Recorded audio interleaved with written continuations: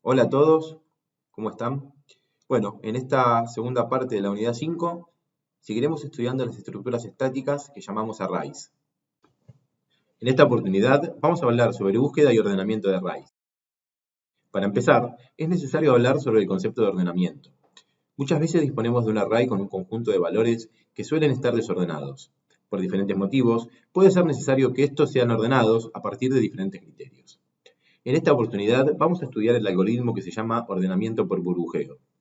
Este es un método de ordenamiento donde cada elemento del array será comparado con todo el array e intercambiando su posición, si es mayor que el elemento comparado. Luego de la primera iteración, habrá que seguir repitiendo este conjunto de acciones una y otra vez hasta que se ordene toda la matriz de elementos. En general, tarda n-1 iteraciones en ordenar toda la matriz. Esto significa que si el vector es un vector de 10 posiciones, el ordenamiento total lo hará a partir de la novena iteración como máximo. Como vemos en el ejemplo de la derecha, tenemos un array desordenado. Este array tiene 5 posiciones y tiene diferentes valores los cuales no están ordenados bajo ningún criterio. Como vemos, lo que hacemos es tomar el primer elemento del array, comparando con el segundo, vamos a analizar si el primero es mayor al segundo. Si es así, haremos un intercambio entre el 5 y el 8. Como vemos en el segundo paso, ahora el 8 está en segunda posición.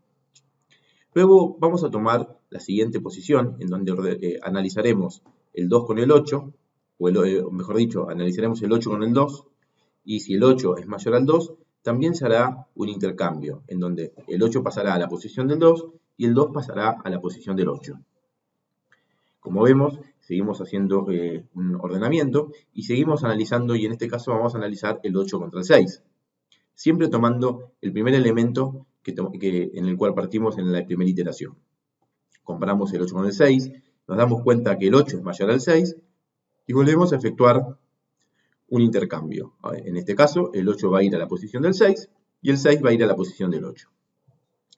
Y continuamos trabajando con el primer elemento, que es el 8, y ahora lo vamos a comparar con el siguiente. En este caso, el 8 y el 12, nos damos cuenta que el 8 es menor al 12, por lo tanto, no hacemos ninguna operativa. Al finalizar la primera iteración, el array queda con la primera posición en la cual estaba inicialmente el 8, queda ordenado en su máxima expresión. En este caso, queda en anteúltima posición, ya que el siguiente es mayor. Si repetimos esto una y otra vez con los diferentes elementos del vector, nos vamos a dar cuenta que a partir de este burbujeo, en donde lo que hacemos es burbujear cada una de las posiciones del vector, hasta que no se puedan ordenar más, y de esta manera nos vamos a encontrar con, al final de la última iteración, todo el vector completamente ordenado. A la siguiente iteración vamos a seguir tomando cada uno de los elementos y vamos a analizar cómo corresponde. Si nos damos cuenta, ahora vamos a comparar el 5 con el 2. El 5 es mayor al 2, por lo tanto va a intercambiar y vamos a seguir estudiando cada una de las posiciones. Y de esta manera, al finalizar, nos va a quedar el vector ordenado, en este caso de menor a mayor.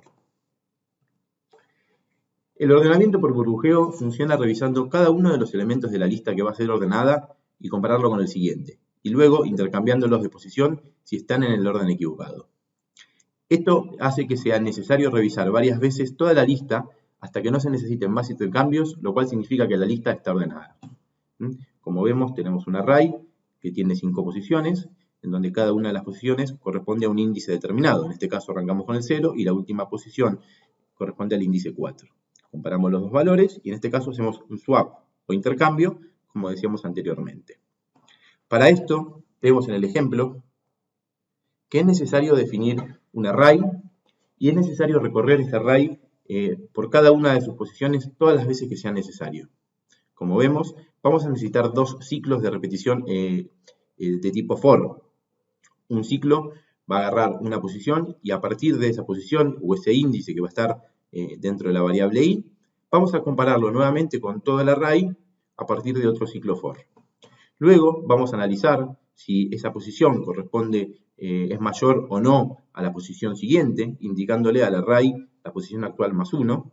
Y de esta manera, a partir de una variable auxiliar, vamos a poder hacer el intercambio y lograr el objetivo de encontrar el equilibrio dentro del array y poder justamente ordenarlo.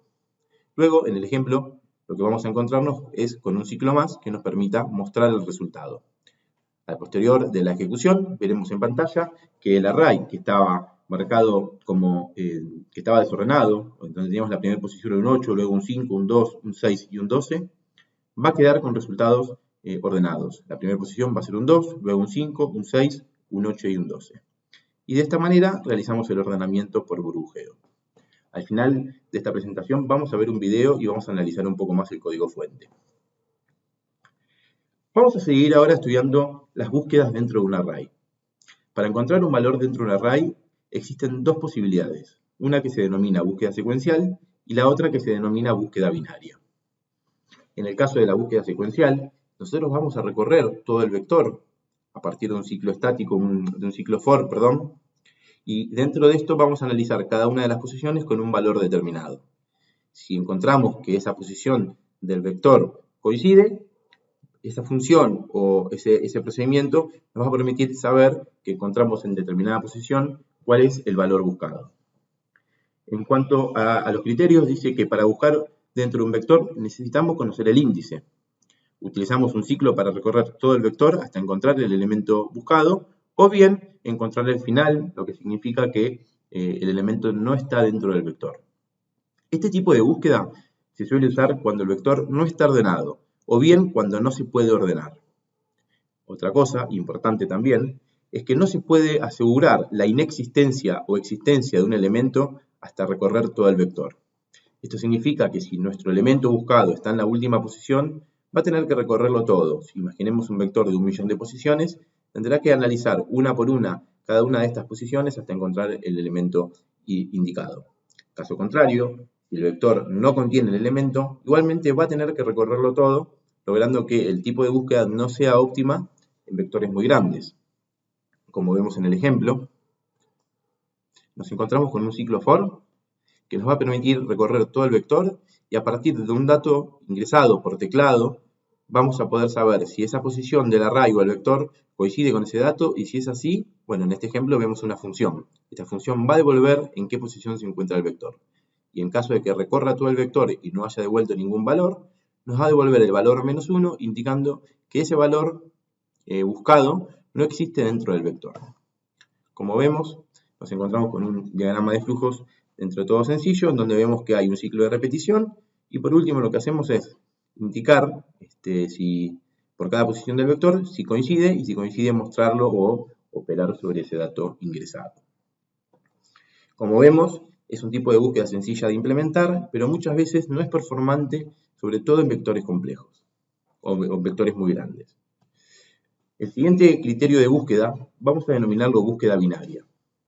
Este criterio de búsqueda se utiliza cuando el vector sí está ordenado. Esto significa que debe estar ordenado para poder utilizar la búsqueda binaria.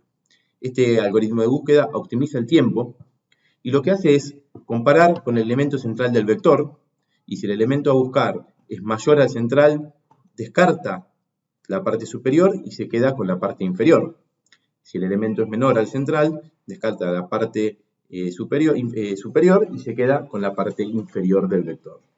Esto significa que el vector, al estar ordenado, sabemos que buscamos un número y ese número es mayor o menor al elemento central, vamos a descartar el resto porque sabemos que el vector está ordenado. Luego de analizado esa mitad, se toma la mitad restante. En el caso de que sea mayor, se tomará la mitad superior. En el caso de que sea menor, se tomará la mitad inferior al vector. Y con esto lo que vamos a lograr es descartar en cada una de las iteraciones una parte del vector. Luego se vuelve a analizar en el vector resultante el medio, ¿sí? Del medio del vector, es decir, el índice medio del vector, y vamos a repetir el proceso. De esta manera lo vamos a hacer una y otra vez hasta que no se pueda dividir más el vector. Cuando esto suceda, nos vamos a encontrar con que el valor no se encuentra dentro del vector. Y si sucede, enseguida nos vamos a dar cuenta porque el valor se va a encontrar en el centro del vector. Justamente por esto de ir dividiendo y por saber que el vector está ordenado. En el ejemplo, tenemos una función que se llama búsqueda binaria. Esta función recibe por parámetro un vector que está ordenado. Recibe la cantidad de elementos que tiene el vector para poder recorrerlo y recibe el dato que vamos a buscar dentro del vector. Lo que vamos a hacer es hacer un ciclo while. Este ciclo while lo que va a hacer es permitirnos encontrar o recorrer el vector dados el límite inferior y el límite superior. Lo primero que hacemos es definir las variables centro, límite inferior y límite superior. El centro coincide con un elemento que será calculado, por eso no lo inicializamos. El límite inferior lo indicamos en 0 porque todos los vectores empiezan en la posición 0. Y el límite superior lo indicamos con la cantidad de elementos que tiene el vector menos 1, justamente porque el vector empieza en la posición 0. Por lo tanto, si el vector es un vector de 10 posiciones, nos vamos a encontrar con que el límite superior está en la posición 9.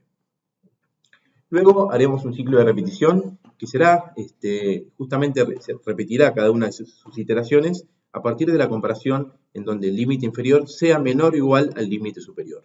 Esto significa hasta que exista un elemento dentro del vector.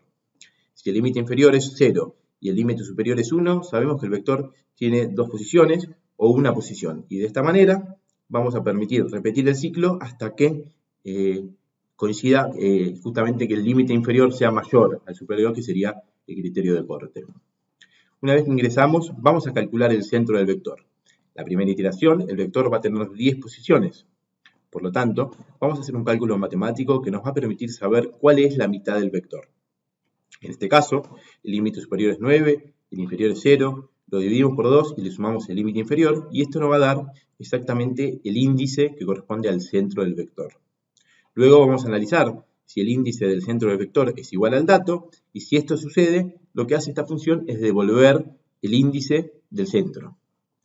Caso contrario, si el dato es menor al vector, subimos el límite superior, bajamos el límite superior de 10, que era la primera iteración, al centro menos 1. De esta manera, descartamos todos los valores del vector que están por arriba del centro. Si no, si sucede que el dato no es menor al centro del vector, o sea que es mayor, hacemos la inversa. El límite inferior que estaba en 0 lo subimos por arriba del centro. Por lo tanto, en la siguiente iteración vamos a volver a calcular el centro de ese pequeño vector que quedó resultante. Al finalizar esta iteración, este ciclo, nos vamos a encontrar con que puede estar el valor en el centro del vector más chico resultante o no estar. Este ciclo va a cortar cuando el límite inferior no sea menor o igual al superior, y de esta manera va a ir por el siguiente camino y nos va a devolver menos 1, indicando que el valor no está dentro del vector. Como decíamos anteriormente, en la búsqueda binaria es importante que el vector esté ordenado para poder hacer este tipo de comparativas en donde queremos analizar si el dato es menor o mayor al centro de cada uno de los vectores. Parece un algoritmo complejo, realmente es un algoritmo que nos permite lograr muchísima más performance en la búsqueda, y luego del ejemplo lo vamos a ver justamente contando a partir de un vector y de la búsqueda de un dato, vamos a poder comparar qué tan eficiente es la búsqueda binaria y qué tan eficiente es la búsqueda secuencial a partir de contar cuántas veces recorrió el vector. Ahora sí vamos a ver un ejemplo de ordenamiento por burbujeo, búsqueda secuencial y búsqueda binaria utilizando funciones. Aprovecharemos también para analizar qué sucede con las funciones cuando utilizamos un array como parámetro. Veamos en código todos los ejemplos vistos durante la presentación. En este programa que armé para ustedes, vamos a encontrar un array desordenado. El mismo lo vamos a ordenar a partir del algoritmo de ordenamiento por burbujeo, y luego ingresaremos diferentes datos por teclado, los cuales serán buscados dentro del array utilizando diferentes algoritmos de búsqueda. Por un lado, búsqueda binaria, y por otro, búsqueda secuencial. Veremos cuál de los dos algoritmos es más performante a partir de las diferentes iteraciones que hace para lograr encontrar o no el valor buscado. Vamos a analizar un poco el código fuente. Esta línea número 9 es la línea que utilizamos para declarar un array de enteros con 10 valores. Esto significa que el array va a ser un array de 10 posiciones, empezando siempre desde la posición 0. Vamos a declarar una variable dato que va a ser la que utilizaremos para ingresar por teclado un valor, el cual luego será buscado dentro del array. En esta línea invocamos a una función ordenar que está creada más abajo, en la cual está implementado el algoritmo de búsqueda de ordenamiento por burbujeo. Luego declaramos una variable i, que será la que utilizaremos para recorrer todo el vector una vez ordenado para mostrar cómo queda en pantalla el vector que estaba desordenado, cómo queda ordenado. A partir de esto, luego comenzaremos a realizar la búsqueda dentro del array o del vector. Ingresamos un dato por teclado y definimos que al momento de ingresar el dato 0, vamos a terminar la búsqueda. Para esto, implementamos un ciclo de repetición inexacto, un ciclo while, que va a repetirse siempre y cuando el dato no sea 0. En este fragmento de código, entre la línea 25 y 27, vamos a indicar qué sucede con la búsqueda binaria. Vamos a invocar a la función búsqueda binaria, en el cual está implementado el algoritmo de búsqueda binaria, y le pasaremos por parámetro el array y el dato a buscar. El resultado de esta función va a ser en qué posición se encuentra el dato a buscar, y si no se encuentra, nos indicará un valor -1, el cual luego analizaremos a partir de la función analizar resultados, y mostraremos por pantalla la información que necesitamos para este análisis. Luego haremos lo mismo, en este caso con el algoritmo de búsqueda secuencial. Creamos una variable, resultado 2, a la cual se le asignará el resultado de la búsqueda secuencial. En esta función, que también está declarada más abajo, volvemos a enviarle el array y el dato como parámetros, y de esta manera podremos saber si el dato está o no está, y mostraremos resultados que nos permitan analizar qué tan performante es esto durante la búsqueda. Por último, como es un ciclo inexacto, volvemos a ingresar el dato a buscar para poder seguir la ejecución o completar el circuito. Aquí terminamos nuestro programa principal, nuestra función main.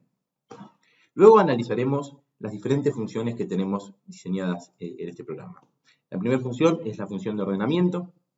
Luego tenemos la función de búsqueda binaria, la función de búsqueda secuencial y una última función que nos permitirá analizar en pantalla los datos, el resultado de los datos. Vamos a estudiar un poco la función ordenar. Esta función ordenar es una función que implementa, como les contaba anteriormente, el algoritmo de ordenamiento por burbujeo. En este caso, va a recibir o va a tener un parámetro, esta función que se llama array, en el cual enviaremos durante su invocación el array que queremos ordenar.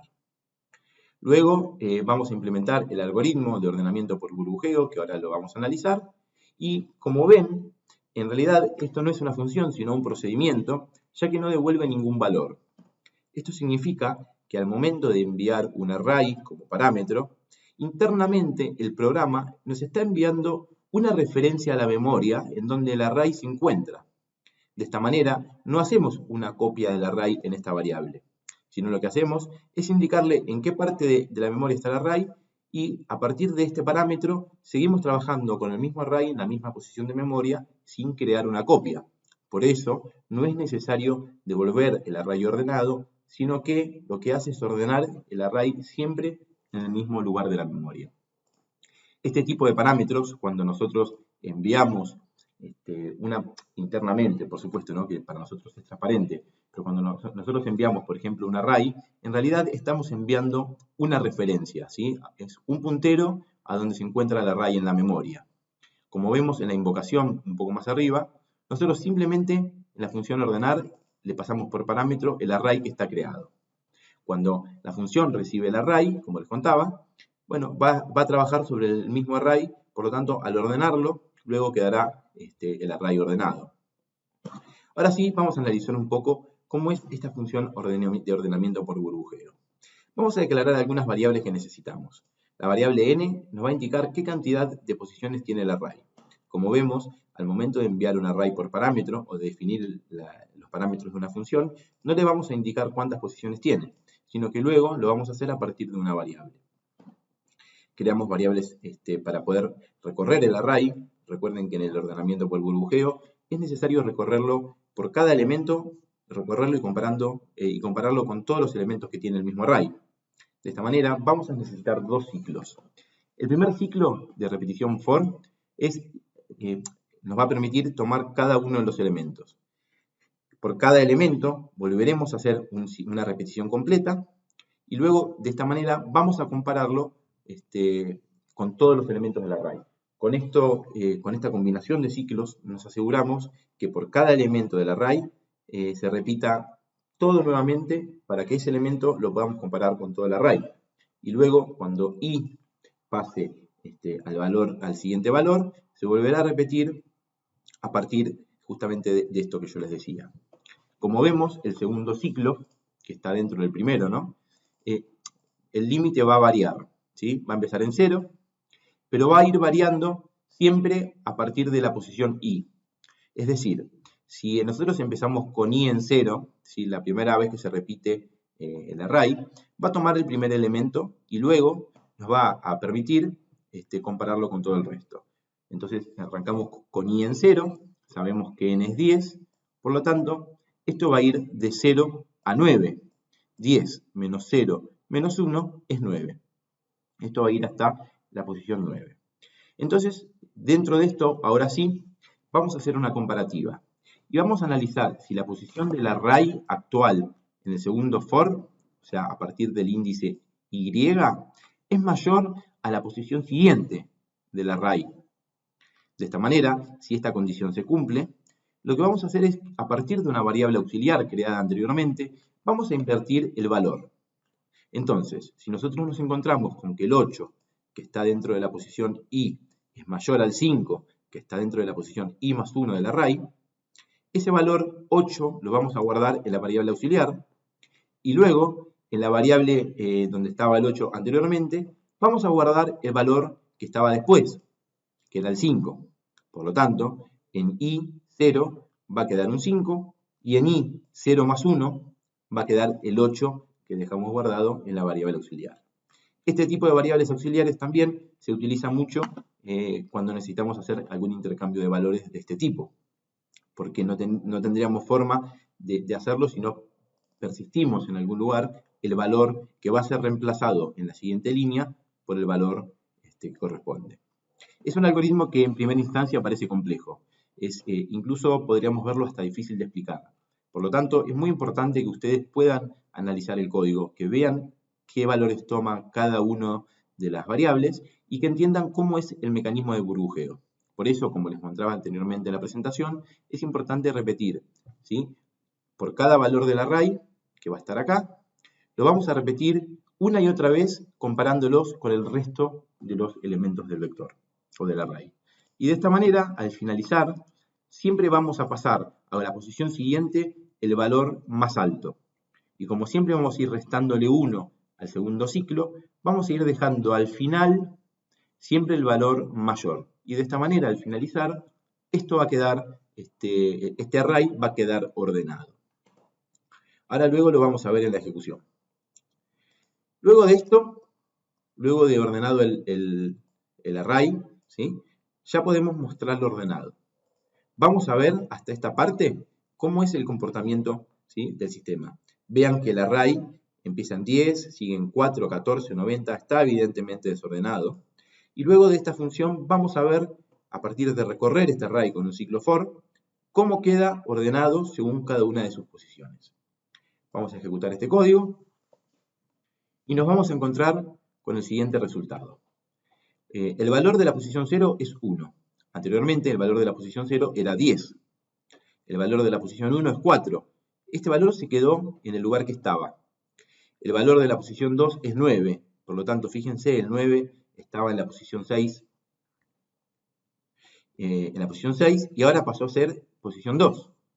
Fíjense que ahora el vector sí está ordenado. 1, 4, 9, 10, 11, 14, 17, 23, 61 y 90. Vamos a ver esto ahora con un poco más de detalle a partir de la ejecución en debug del programa. Vamos a hacer un debug, vamos a hacer un breakpoint, ¿sí? Vamos a hacer una pausa antes de ordenar y vamos a hacer una pausa después de ordenar, justo antes de empezar con el ciclo para mostrar en pantalla. Así que vamos a ejecutar, vamos a depurar o debuguear, que es lo mismo, y la primera pausa se nos va a hacer en el punto ordenar, justo antes de que se ejecute esa función. Vamos a pararnos sobre la variable array, vamos a agregar un watch o un observador, ¿sí? Añadir watch, y nos va a mostrar que el array, ¿sí? Está tal cual nosotros lo declaramos, 10, 4, 14, 90, 17, 19, bueno, esto está exactamente igual, justamente porque la función ordenar todavía no se ejecutó. Vamos a al siguiente paso Y ahora sí se ejecuta la función ordenar, y fíjense cómo cambió el array, ¿sí? Se ordenó justamente en la misma posición de memoria, por eso no fue necesario agregar un nuevo watch, porque el array se ordenó en la memoria. Ahora sí lo tenemos ordenado, fíjense que coincide exactamente con lo que va a suceder luego que se mostrará en pantalla. Ahora, después de esta función, se ejecutará el ciclo for, que es el que utilizamos para mostrar en pantalla, y se va a ejecutar de 0 a 9, y por cada posición nos va a imprimir en pantalla cuál es el valor del array. Ejecutamos completo. Seguimos ejecutando el siguiente paso. Y ahí empezamos a recorrer el array para mostrarlo en pantalla. Como ven, por ejemplo, cuando i tome el valor 2, i 0, 1, 2, nos va a mostrar el valor 9 que hay dentro del array. Justamente en esta posición tenemos un valor 9. Bueno, y así se va a repetir hasta la ejecución completa del ciclo. Bien, veamos entonces un poco ahora cuestiones de búsqueda. Volvemos a ejecutar, ahora sin debug, y vamos a buscar algún valor dentro del array. Por ejemplo, busquemos el valor 9. ¿Sí? Ingreso el valor 9. Con búsqueda binaria, el sistema tuvo que hacer un total de 3 iteraciones, o sea, repetir un ciclo 3 veces hasta que lo encontró. Y lo encontró en la posición 2. Con búsqueda secuencial, tuvo que hacer un total de 2 iteraciones y lo encontró también en la posición 2. Fíjense que la búsqueda secuencial fue más efectiva en este caso, ya que el valor a encontrar estaba muy cerca del comienzo del array. Si yo en lugar de esto busco el valor 23, ¿sí? Que lo encontramos en la posición 7, nos dice que con búsqueda binaria tuvo que ejecutar un total de 2 iteraciones y lo encontró en la posición 7. Con búsqueda secuencial tuvo que ir hasta la posición 7 para indicarnos que se encontraba en la posición 7. ¿Se entiende eso? Por cada posición va a ser una iteración hasta que lo encuentre o no lo encuentre. Si ejecutamos el valor 90, que es el último, con búsqueda binaria se hicieron 4 iteraciones y con búsqueda secuencial se hicieron 9. Ahora vamos a poner un valor inexistente, vamos a poner el valor 45. Con búsqueda binaria tuvo que hacer un total de 3 iteraciones para darse cuenta que el valor no se encontraba. Con búsqueda secuencial tuvo que ir hasta el final del array para darse cuenta que el valor no se encontraba. ¿Sí? Ahí vemos un poco las diferencias de performance en cada uno de los algoritmos de búsqueda. Ahora vamos a detenernos en cada uno de los algoritmos, empezando por la búsqueda secuencial. Esto es una función que tenemos declarada por acá abajo, búsqueda secuencial. Y la búsqueda secuencial es muy sencilla. Va a recibir un array, va a recibir un dato, y lo que vamos a hacer es recorrer el array, ¿sí? De 0 hasta la posición del array, y por cada posición vamos a comparar si esa posición coincide o no coincide con el dato. Si coincide, nos va a mostrar en pantalla en qué posición se encontraba cuando lo encontró, y nos va a devolver el índice del array para poder nosotros hacer un análisis y mostrarlo en pantalla. En el caso de que recorra todo el array y no haya pasado nunca, ¿sí? No haya encontrado el dato, por lo tanto no entró nunca en esta condición, va a terminar mostrando que el total de iteraciones fue justamente el límite superior del array y nos devolverá un valor menos 1. Por lo tanto, esta función nos va a devolver menos 1 si recorrió todo el array y no encontró el dato. Y si no, nos va a devolver el valor de i, que es la posición del array en el que estaba el dato al momento de buscarlo. Veamos entonces ahora qué sucede cuando nosotros hacemos la búsqueda y almacenamos el resultado en esta variable. Por lo tanto, esta variable va a poder tener valores menos 1 si no encuentra el dato dentro del array, o valores del 0 al 9 indicando en qué posición del array de 10 posiciones se encontraba el valor. Luego de esto, este número se lo vamos a enviar a la función analizar resultado. Fíjense que esta función la invocamos 2 veces, una para la búsqueda secuencial y otra para la búsqueda binaria. Ambos algoritmos de búsqueda nos van a devolver menos 1 si no lo encuentra o en qué posición estaba dentro del array. Esta función analizar resultados simplemente se va a fijar si el dato resultante o el resultado es mayor o igual a 0, nos va a imprimir en pantalla en qué posición se encontraba el resultado. Si no, que no es mayor o igual a 0, la única posibilidad que queda es que sea menos 1. Si es menos 1, nos va a imprimir, no se encontró el dato a buscar. Así que esta función es simplemente para no tener que escribir dos veces lo mismo luego de cada búsqueda. Veamos un poco ahora el algoritmo de búsqueda binaria. Este algoritmo es un poco más complejo, un poco. Lo mismo que el algoritmo de burbujeo, una vez que uno lo entiende, vamos a poder utilizarlo sin grandes inconvenientes. Bien, veamos qué sucede cuando nosotros entramos a la función de búsqueda binaria, le enviamos el array y el dato a buscar. Definimos algunas variables que vamos a necesitar. En primer lugar, la variable n para saber que el array es de 10 posiciones. En segundo lugar, la variable iteraciones, que es la que nos va a ayudar a contar cuántas veces pasó por el ciclo en búsqueda del dato solicitado. Luego, vamos a declarar tres variables. El centro es una variable que utilizaremos para calcular el centro del array. El medio, si son 10 posiciones, cuál es la posición del medio. Luego, definimos el límite inferior, sabemos que todos los arrays empiezan en 0, y el límite superior va a ser 10, que es la cantidad de elementos del array, menos 1, porque al empezar en 0, si son 10 elementos, va a terminar en 9. Con estas variables declaradas, vamos a empezar a recorrer con un ciclo while diferentes acciones que nos van a permitir hacer un análisis. Este ciclo while se va a repetir mientras el límite inferior sea menor o igual al superior. Esto significa que cuando recortemos el array, porque en una parte del array no está el dato, el límite superior se va a modificar o el límite inferior se va a modificar, y cuando lleguemos a la conclusión de que ya el límite inferior no es menor o igual al superior, nos damos cuenta de que el dato no se encuentra.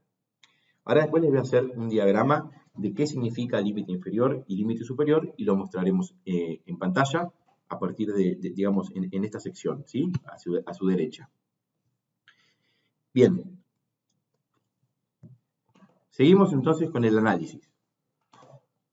Entramos al ciclo y sumamos 1 en iteraciones para poder contar luego y hacer el análisis. Calculamos el valor del centro, ¿sí? El valor del centro va a ser el límite superior menos el límite inferior dividido 2 más el límite inferior.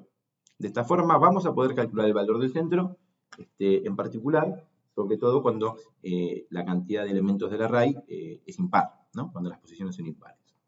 Una vez que tenemos el centro del array, vamos a calcular o vamos a analizar, ¿sí? Si esto es un índice, nos va a dar un índice. ¿Cuál es la posición central del array? O sea, el índice central del array. Vamos a analizar si en la posición central del array existe el dato que estamos buscando. Por lo tanto, si nosotros enviamos un valor 30 y en la posición del array central hay un valor 30, ya encontró el valor que necesitaba. Por lo tanto, nos muestra en pantalla que hizo una cantidad determinada de iteraciones y la función va a devolver con el return cuál es el índice del centro, que es en donde se encuentra el dato solicitado. Si esta condición va por falso o por negativo, es decir, que no está en el centro, tenemos que analizar si el dato es menor o mayor al índice del centro, al dato que hay en el centro. Como el array está ordenado, si es menor al centro, al valor que hay en el centro del array, lo que hacemos es cambiar el límite superior del array. Esto significa que si el array era de 10 posiciones y el centro era un valor 5, el límite superior va a ser ahora centro menos 1. Por lo tanto, el límite superior va a ser 4. ¿Sí? En este ejemplo. Como el límite superior es 4 y el límite inferior no se toca, el array ahora se va a analizar de la posición 0 a la posición 4. Volvemos, bien, acá termina, ¿no? Como esta condición se cumple, ¿sí? Seguimos y vuelve a repetirse el ciclo. Contamos nuevamente una iteración y ahora volvemos a calcular el centro de este array que quedó para analizar desde la posición 0 hasta la posición 4. Y de esta manera calculamos nuevamente el centro de ese pequeño array. Preguntamos si el valor está en ese centro, que ahora cambió, ¿no? Se descartó del centro para arriba y quedó del 0 al centro, ¿no? El array más cortito, que es del 0 a 4. Son 5 posiciones. Analizamos si el valor está en el centro. Si el valor está en el centro, devuelve la función. Y si no, vuelve a preguntarnos si el dato es menor o mayor al valor del centro. Si el dato es mayor al valor del centro, ahora va a ir por el else. Y lo que va a hacer es subir el límite inferior. En el caso de esta segunda iteración, el centro era 2, ¿no? Porque el array era de 0 a 4. Por lo tanto, ahora el límite inferior va a ir centro más 1. El centro era 2, el límite inferior va a ser 3. Por lo tanto, cuando volvamos a empezar, el array va a estar entre 3 y 4, ¿no? Cambiamos el límite inferior y el límite superior seguía estando en 4. Ahí ya tenemos dos posiciones. En estas dos posiciones calculamos el centro va a ser cualquiera de las dos, y si el dato se encuentra ahí, nos va a devolver. Y si no se encuentra, subirá el centro un valor más, o restará el límite inferior o superior un valor más, y a partir de ahí nos va a quedar un solo elemento. Con este último elemento, ¿sí? En donde inferior es igual a superior, porque este último cálculo lo que hizo fue subir el límite inferior de 3 a 4, y el límite superior seguía estando en 4. Por lo tanto, el límite inferior es igual al superior. Esto nos indica que es el último elemento. Volvemos ahí, y ahí analizamos que el centro es justamente ese único elemento, y si el dato no coincide, no nos va a devolver nada. Y si el dato coincide, bueno, fue la última iteración hasta encontrar el valor. Si esto no sucede, a la siguiente iteración, donde superior va a cambiar de valor, o inferior va a cambiar de valor, y no se va a cumplir esta condición porque ya era el último valor del array, y va a salir, y va a continuar su ejecución en esta línea. Como salió y nunca entró en el return, nos va a permitir saber que ese dato no se encuentra dentro del array y va a devolvernos el valor -1. Esto de búsqueda binaria parece muy difícil contado, pero si nosotros lo analizamos, nos damos cuenta que lo que está haciendo es dividiendo el vector o el array en dos. La primera parte, tenemos un array de 10 posiciones, analizamos la mitad. ¿Sí? Cuando comparamos la mitad con el valor a buscar, sabemos si es mayor o menor, porque como el array está ordenado, nos va a permitir descartar o la mitad de arriba o la mitad de abajo. Entonces, de un array de 10 posiciones, analizamos y vamos a poder seguir trabajando con un array de 5 posiciones. Es decir, es el mismo array, pero nosotros cambiamos el índice que nos va a permitir saber cuál es el límite inferior y superior para poder trabajar en esa mitad restante. Luego volvemos a analizar, volvemos a dividir esta mitad restante en 2, y ya volvemos a hacer el mismo análisis. Por lo tanto, lo que hacemos es ir reduciendo el vector de a mitades hasta que nos quede un único valor. Ese único valor es la última posibilidad de que el dato exista, y si no, devuelve un error. Este algoritmo de búsqueda binaria es muy efectivo, sobre todo en vectores muy grandes, ya que siempre en cada iteración va a descartar una mitad del vector y seguir trabajando con la otra. Esa mitad luego va a ser dividida y así sucesivamente. Por lo tanto, es un algoritmo mucho más performante. Vimos entonces los tres algoritmos, vimos el de ordenamiento por burbujeo, el de búsqueda binaria, el de búsqueda secuencial, y con estos tres ejemplos nos queda poder comprender cuál es el comportamiento o el mejor comportamiento según el algoritmo y según el vector. Vamos a ejecutarlo nuevamente, y ahora que entendemos un poco más cada una de las funciones, vamos a poder hacer nuevamente algunas búsquedas. Por ejemplo, yo quiero buscar el valor 1. El valor 1 se encontró en la posición 0. La búsqueda binaria no fue muy efectiva, porque la búsqueda binaria tuvo que dividir el array de 9 posiciones, o sea, de 10 posiciones en 2, ¿sí? Se separó en el centro, que es la posición 4, y esa fue la primera iteración. Luego dividió el array que quedó entre 0 y 4 en 2, ¿sí? Porque como el valor a buscar era menor a 4, descartó la mitad de 5 para arriba. Ahora nos queda un array de 0 a 4. Dividimos este array nuevamente en 2 para encontrar el centro, y el centro es 2. ¿Sí? Y ahora con el dato que es 0, que el dato que estamos buscando es 1, sabemos que el 1 es menor al 2, por lo tanto descartamos la segunda mitad, el 3 y el 4. Nos queda un array entre 0 y 1. Y ahora sí, dividimos este array, el centro quedó en la primera posición, y ahí supo que el valor buscado estaba en la posición 0. Esto hizo que tengamos que repetir 3 veces para encontrar el array. En la búsqueda secuencial fue diferente. simplemente ingresó y el primer valor a buscar era el 0. Y de esta manera nos devolvió el valor. Bien, seguimos haciendo una búsqueda, vamos a buscar el último elemento del array, la posición 90. El valor 90 se encontró en la posición, el valor 90, acá, se encontró en la posición 9, ¿sí? Que es la posición 9. La búsqueda binaria lo hizo a partir de 4 iteraciones, porque era el último dato. La búsqueda secuencial lo hizo a partir de 9 iteraciones, ¿sí? Fíjense la diferencia en este caso. Buscamos el valor 61. Con búsqueda binaria se hizo en total de 3 iteraciones y con búsqueda secuencial en un total de 8. Bien, con esto queda demostrado entonces que según el dato a buscar, según el vector, vamos a tener diferentes performance en cada uno de estos dos algoritmos de búsqueda. Bueno, les dejo entonces el código fuente de este ejemplo para que lo puedan analizar. Y bueno, quedamos a la expectativa para poder ayudarlos con cualquier duda que les pueda surgir luego de esta presentación. Bueno, esto fue todo por hoy. Esta presentación incluyó recorrido de arrays, ordenamientos, búsquedas, funciones. Y espero haberlos ayudado y ante cualquier duda, por supuesto, siempre a su disposición. Nos vemos en la próxima clase.